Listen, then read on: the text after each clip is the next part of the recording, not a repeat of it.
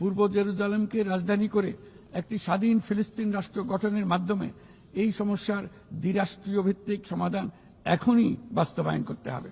মাননীয় সভাপতি, আমি সবসময় মানুষকে আশার বাণী শুনিয়েছি, কখনো ভয় দেখিয়ে কিছু করা আমি সমর্থন করিনি, কিন্তু আজ আমাকে সেখান থেকে সরে এসে ভয়ঙ্কর কিছু কথা বলতে হচ্ছে। আজ আমি সতর্ক করছি, চরম জাতীয়তাবাদ, অন্যের ক্ষতি হয় এমন ভূ রাজনীতি এবং অন্যের দুর্ভোগ ও পীড়নের প্রতি ওদেশশূন্য বহু দশকের পরিশ্রমে আমরা যে অগ্রগতি অর্জন করেছি তা ধ্বংস করে দিচ্ছে। এর সবচেয়ে মর্মান্তিক চিত্র আমরা দেখেছি গাজায়। শিশুরা না খেয়ে অকাল মৃত্যুবরণ করছে, বেসামরিক জনগোষ্ঠীকে নির্বিচারে হত্যা করছে, হাসপাতাল, স্কুল সহ একটা গোটা জনপদ নিশ্চিহ্ন করে দিচ্ছে। জাতিসংঘের স্বাধীন তদন্ত কমিশনের সাথে আমরাও একমত যে আমাদের চোখের সামনেই একটি নির্বিচার গণহত্যা সংঘটিত হচ্ছে। আমাদের দুর্ভাগ্য যে মানব জাতির পক্ষ থেকে এর অবসানে আমরা সর্বোচ্চ চেষ্টা করছি না এখনো। এই অবস্থা চলতে থাকলে ভবিষ্যৎ প্রজন্ম ও ইতিহাস আমাদেরকে ক্ষমা করবে না।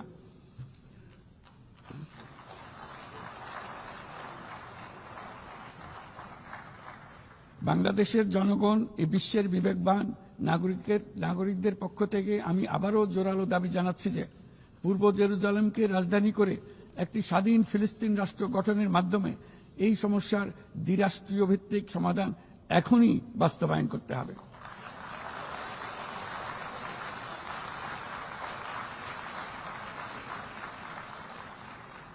শুধুমাত্র 1967 সালের পূর্বের সীমারেখার ভিত্তিতে যেখানে ইসরায়েল ও ফিলিস্তিনের শান্তিপূর্ণ সহাবস্থানে থাকবে, তখনই ন্যায় বিচার সম্পূর্ণভাবে কার্যকর হবে। এবছর আমরা পৃথিবীর প্রায় প্রতিটি প্রান্তেই সংঘাত প্রত্যক্ষ করেছি। ইউরোপ, দক্ষিণ এশিয়া, মধ্যপ্রাচ্য, বিশ্বের সবচেয়ে ঘনবসতিপূর্ণ অঞ্চলে আমরা বাস করি। বিশ্বের আর কোনো অঞ্চলে এত সংখ্যক পারমাণবিক অস্ত্রধারী রাষ্ট্র এত অল্প দূরত্বে অবস্থান করছে না। তাই নিরস্ত্রীকরণ, পারমাণবিক অস্ত্রের বিস্তার রোধের গুরুত্ব আমরা গভীরভাবে উপলব্ধি করতে পারি। আমরা সময়ের সঙ্গে দুর্বল হয়ে পড়া বৈশ্বিক অস্ত্র নিয়ন্ত্রণ চুক্তিগুলোকে পুনর্জীবিত করার জন্য জোর দাবি জানাচ্ছি।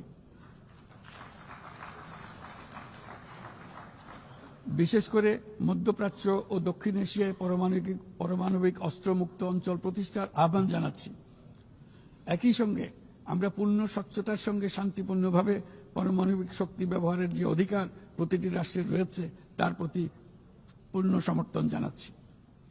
একটি দায়িত্বশীল দেশ হিসেবে আমাদের প্রথম পারমাণবিক বিদ্যুৎ কেন্দ্র চালু করার আগেই এই বছর আমরা